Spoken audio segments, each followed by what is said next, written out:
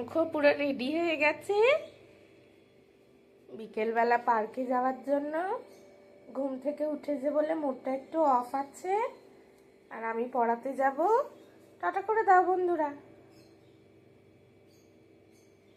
মামা তো রান্নায় লেগে পড়েছিল, যেই তুলছি অমনি হয়ে গেল।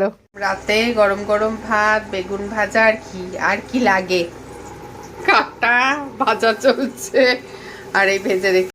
আজকে রাতের মেনু হচ্ছে গরম গরম ভাত, এখানে বেগুন ভাজা আছে, শুকনো করে মেখে খাওয়া হবে, আর এখানে চিকেন আছে। এটাই হচ্ছে আজকে রাতের মেনু। গুড নাইট সবাইকে। কিসে গরম জল তোমরা কমেন্ট করে জানিও, দেখবো কজন জানো। সোনা বাবাকে দেখো কখন গুড মর্নিং হয়ে গেছে, দিদুন মার সঙ্গে জড়িয়ে আছে সকাল থেকে। সকালে আবার চলে এসেছি সূর্য আর দিদুন মা পর্ব নিয়ে। আজকে তোমাদের মেনুতে কি আছে? সকালের মেনু হ্যাঁ, এই যে তেল দিয়ে মুড়ি, কারণ বিস্কুট খাই ভাল লাগে না ইচ্ছে, আর রচা।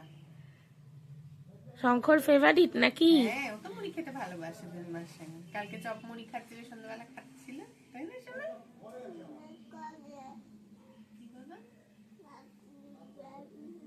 আর একজন বসে এইসব করছে, মা মুড়ি ঘন্ট করবে।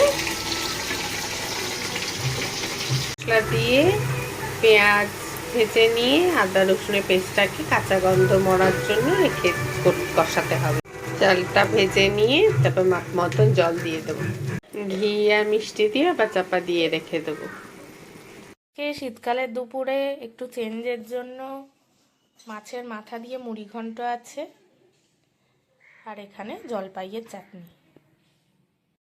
ক্রিসমাসের আগের দিন এইভাবে সাজিয়ে নিয়েছি, আরও সাজানো বাকি আছে, আরও লাইট দেওয়া বাকি আছে। আপাতত এইটুকু করেছি। সন্ধেবেলা হলে বা অন্ধকার হলে, দিনের আলো চলে গেলে এই লাইটগুলো আরও ভালো লাগবে। কেমন হয়েছে বলবেন সবাই।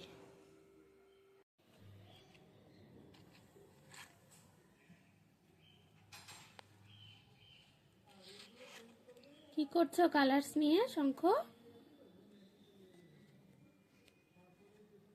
কি করছো?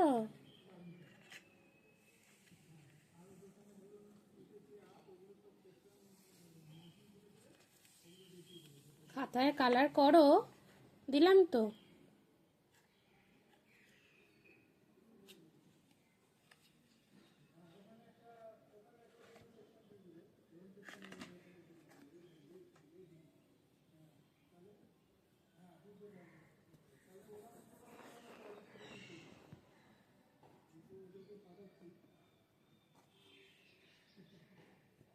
আবার পকেটে ঢোকাতে হবে কালার।